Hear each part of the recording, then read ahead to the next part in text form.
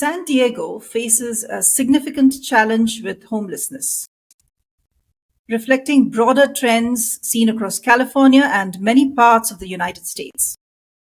The factors contributing to homelessness in San Diego are complex and multifaceted. They involve economic, social, and policy related issues.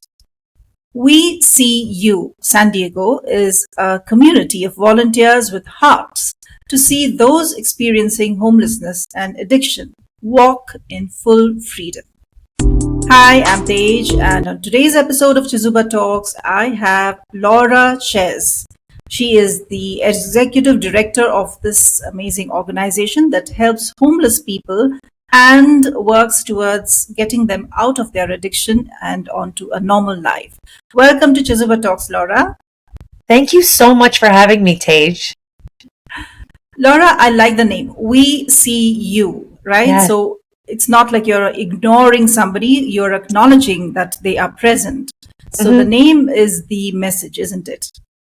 You get it. I wish you were here in San Diego so you could join us at the dinner parties.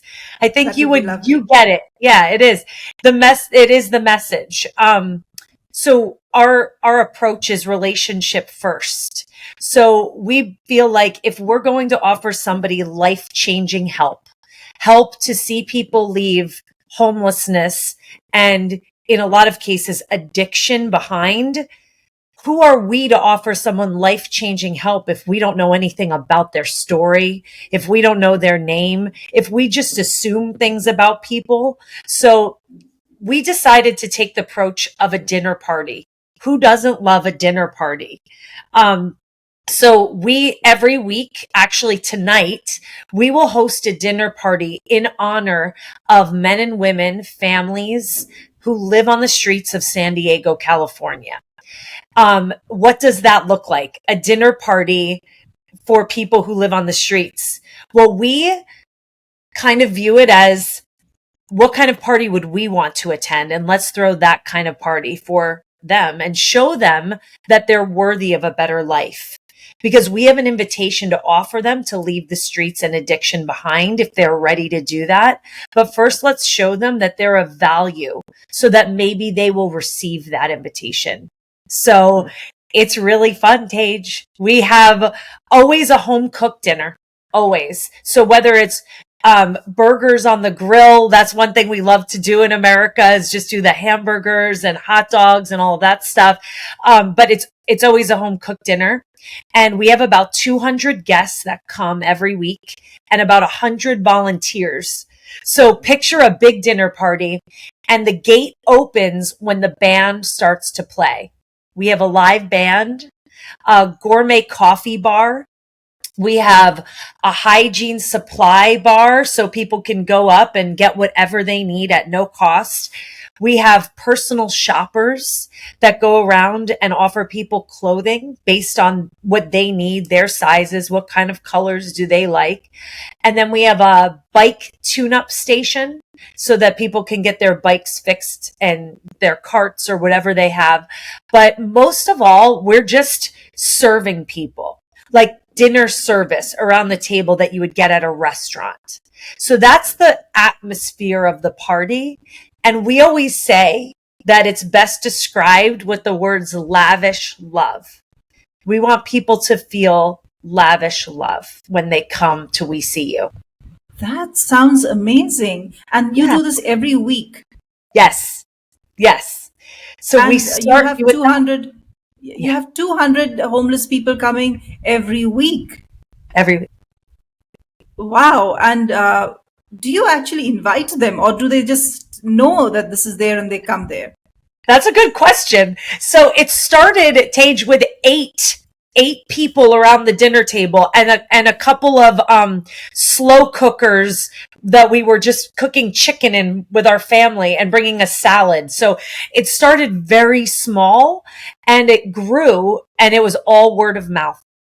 It became a safe place where people knew that we wanted to get to know them around the table, and relationships started to be formed. And when you find a good restaurant, you tell a friend. And so people started bringing a friend. And relationships started being formed. So that's how it grew, all word of mouth. Today, 7 years later, since it started in 2017, we actually have a street outreach team that goes out to the encampments where people live on the streets, and we invite people to the dinner. So that's just happened in the last year. Typically, it was just word of mouth. Just word of mouth. Right. I'm sure. I mean, people must be flocking there. So, this must have led to a lot of interesting situations, isn't it? You sit at a table with somebody and you get to know their story. So, what would you say is the most common misconception about a homeless person? Well, what we found is that every person has a story that's unique to them. So what landed people on the streets is all different circumstances. So there could be a lot of misconceptions. To me, my biggest misconception when I got into this work was, oh, well, they must have just like took partying too far. Like, how do you wind up on the streets? Well, what I've found over the last 7 years, and this isn't everyone's story. Some people, may have lost jobs and, they wound up being homeless. They couldn't afford their rent. And that is true for some people.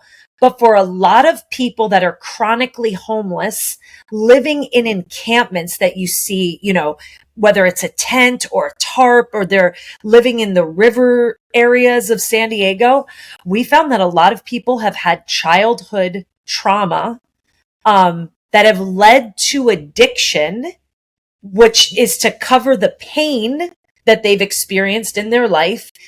And because they've been addicted using illicit substances, let's say methamphetamine, today fentanyl is the number one substance that we see, different opioids aside from fentanyl, and alcoholism, to cover up what's going on, what's causing them pain, whether it's abandonment from parents at childhood, abuse. We see trafficking. We see it's a range of trauma, but then to hide the pain, substance abuse. So we see that. And then because they can't manage their life, we found people have wound up on the streets. And that's where we really feel called to assist. So because we learned that around the table and formed those relationships, then we realized we have to offer people a pathway out. So that's how we started offering detox. We pay for people to go into medical detox to get off fentanyl, other opioids, alcohol. And then we offer them also sponsorship to long-term recovery, residential recovery. So we always say to people, you never have to be homeless again. If you make the decision to leave addiction in the streets behind, I will tell you, you never have to be homeless again, because the medical detox that we partner with is inpatient. So they would go in for 10 days, Tej. And then after 10 days, they are off the substance completely. And while they're there, we customize a pathway for them to a residential recovery program that could be 6 months, 9 months, or 12 months, based on their needs. Some people who have not been on the streets very long, but they did get mixed up in drug use, they might need a working program so they could get back into society quickly. Some people have been out there for a dozen years, and they may need a little bit more safety, security, having their needs met, and then some help with programming to really reprogram, like, okay, I need to get back into society, and this is going to give me the tools to get there. So we have a whole process, and then it goes on to sober living, and then eventually getting their own apartment so that they're able to, but that comes once they're able to sustain it. Let's take a break to understand what Chezuba is. Everyone at some point ponders on how this beautiful life can be made more meaningful. Maybe you're a leader trying to enhance your employees' experience at your organization. Or you already work for the community and seek volunteers with state-of-the-art skills to strengthen your nonprofit. Whatever your situation, know that you can make a difference. Chezuba began with this very vision, a vision to facilitate every skill and every passion in the world in meeting a social need. Corporate volunteering has several benefits for both businesses and organizations. In parallel, experienced and enthusiastic volunteers join NGO workers, enabling them to serve the community more effectively. Chezuba offers everyone looking to add purpose and meaning to their lives a chance to connect or volunteer virtually with non-profit organizations from over 100 countries around the world. Visit www.chezuba.net and explore opportunities to find meaning. Chezuba, your platform to do good. And now, back with our guest. Right. So, Laura, this sounds like a lot of work and a lot of follow-up. How do you manage this and how do you manage the funds? That's a good question. It is a lot of work. We have a person, she's our recovery coordinator. And what's beautiful about her is that she used to be a guest. 7 years ago, she was a guest at our table. And 4 years ago, she took our invitation. 4 years ago in May, actually, she took our invitation and we sponsored her through that process. And today she has victory. She's walking in victory over a methamphetamine addiction. She is the one that's pulling people out of the trenches and offering them hope. So she does a lot of the management as far as, and honestly, I always say we're not case managers, we're friends. So this morning, she was already texting us, I'm picking up so-and-so, Connor, he wants to be at the dinner party tonight, so I'm picking him up. This person called me, they're struggling. This person's doing amazing. So it's really just relationships. And it is a lot of, and we're building our staff, and our heart is to hire people who have been through it, just like her. So we have another employee, Nick, who does a lot of our outreach and our behind the scenes. He's working on the spreadsheets and everything, the admin. But yeah, it is a lot to manage. Right. Laura, so when we talk about having homeless people at the table, does it also come with a little bit of anxiety or a little bit of trepidation as to whether the person can get violent or, you never know what kind of strangers are coming to your table? It's so interesting. Well, it's absolutely crazy. But what we've found over the last 7 years is that when you treat people with dignity, honor, and respect, and you raise the bar, so to speak, they meet you right there. They meet you with honor and respect. In 7 years, we've had 5 altercations, and typically it's between guests that might have somebody was dating somebody and someone's mad at somebody else. But I mean, it's quieted in a moment. It's shocking because at a dinner party, there's an expectation of how you're going to act. I had a man named Paul say to me last week, he goes, he's homeless. He said, I dress up when I come here because it's a dinner party. So and I'm like, oh my goodness, he doesn't have a lot, but he does have one nice outfit. And so he puts it on when he comes because we're treating him as an honored guest. So if I'm going to treat you as an honored guest, and this is another thing, all of our children serve with us. So it's a family event. So it's very interesting because I'm almost saying, without saying, I don't say this because it's not very honoring. I'm saying without saying, I trust you to be around my whole family. And I consider you a friend. And in some cases, I consider people around the table, when you eat dinner with people every week, they become family. I consider you in my inner circle. So just please respect me and I'm going to respect you. It blows me away. Now, granted, I pray that it will be a place of peace. I pray that God is with us every week. So that's part of it. And always the prayer is answered. So we never have drama. We never have fights. We never have violence. There was one time in the last 7 years that a man came, and I believe He was on a drug that I've never seen someone behave this way before, but it was almost like he had superhuman strength, and Oh my he was going nuts. And we were able to calm it, but we did have to call the police. But that only one time in 7 years.